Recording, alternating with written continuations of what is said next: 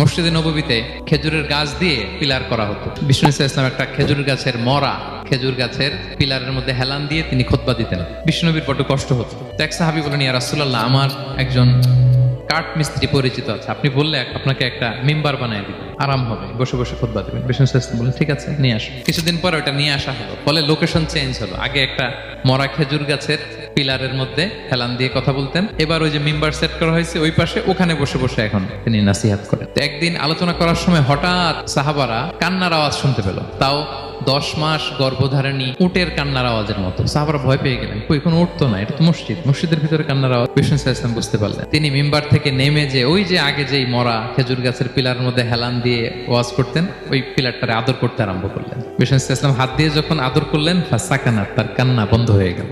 আজ ওই জায়গাটা চিহ্নিত করা আছে। এটাকে বলে মসজিদে নববীতে আল উস্তুয়ানাতুল হান্নান। হান্নান মানে কাঁদে এমন পিলার।